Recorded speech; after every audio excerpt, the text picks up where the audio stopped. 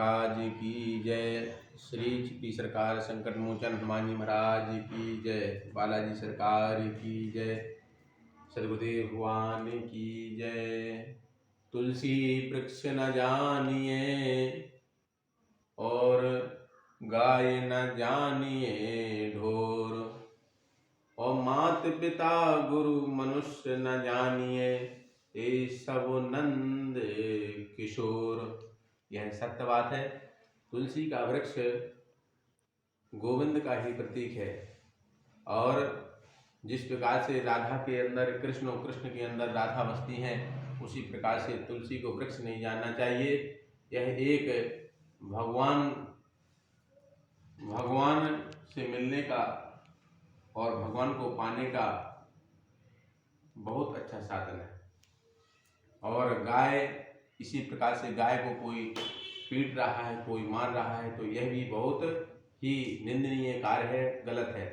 क्योंकि गाय के अंदर ही समस्त देवी देवता प्रवेश हैं और विराजे हैं। गाय के एक एक रोम में, एक एक सांस में भगवान विराजमान रहते हैं। भगवान कहते हैं विप्रोधैन सुर संत हित लीन मनुज अवतार, निज इच्छा निर्मित तनु माया गुण गोपाल। ऐसे श्री हमारे गोविंद हैं।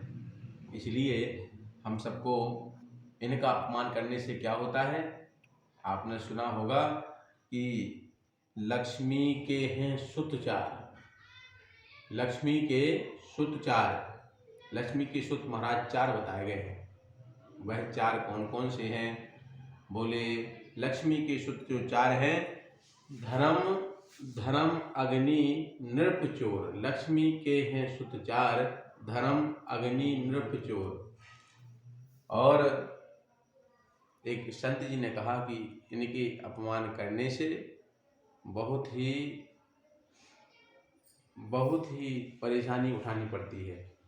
जे फिर आगे लिखा उनने कि लक्ष्मी के सुत चार, धर्म अग्नि नृप चोर। यह चार तो हो गए उनके सुत बेटा, लेकिन बोले जेठे के अपमान से तीन करें भंडा फोड़। यह भी लिखा है। इसलिए कहने का मतलब महाराज, जेठे के अपमान से, उसमें लक्ष्मी के जो चार पुत्र हैं उसमें से सबसे पहला है धर्म। और धर्म को लेकर के जिसने नहीं चला, तो नृप माने राजा, और अग्नि माने अग्नि में कुछ भी डाल दो सब भस्म हो जाएगा।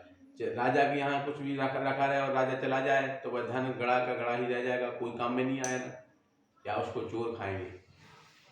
ऐसे ही जेठे के अपमान से तीन करें भंडा फोड़। इसका रहस्य आपको बता रहे हैं कि सीधा यह रहस्य है कि धर्म सबसे श्रेष्ठ है, मनुष्य के लिए सबसे श्रेष्ठ है धर्म। और धर्म को ही मानना, धर्म पर ही चलना सबसे कठिन है। जो कोई धर्म को लेकर के पूजन यज्ञ हवन पाठ आदि करते हैं, उनके यहाँ लक्ष्मी सदैव बनी रहती है। सत्य जहाँ होता है वहाँ लक्ष्मी, धर्म, दान, यज्ञ, तप सब होते हैं। वेदव्यास जी ने तो और अच्छा लिख दिया। वेदव्यास जी ने महाराज लिख दिया उसमें कि अष्टादश पुराणेषु व्यासस्य वचनाद्वयम्। जो 18 पुराण हैं, 6 शास्त्र हैं और 4 वेद हैं, उन सब का एक रहस्य निकला कि व्यासस्य वचनाद्वयम्। व्यास जी ने अपने वचन कहे और उसमें लिखा कि परोपकाराय पुण्यानाम पापाय परपीडनम। परोपकार करने से ही मनुष्य की उन्नति, मनुष्य की वृद्धि, वंश की वृद्धि, तरक्की और सफलताएं मिलती हैं।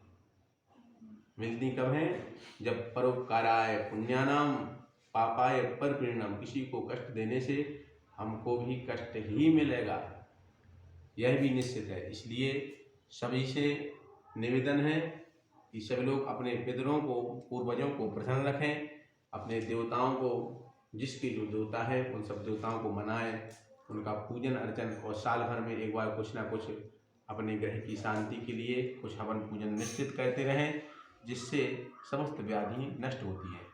जय श्री राम। श्री सीताराम महाराज की जय।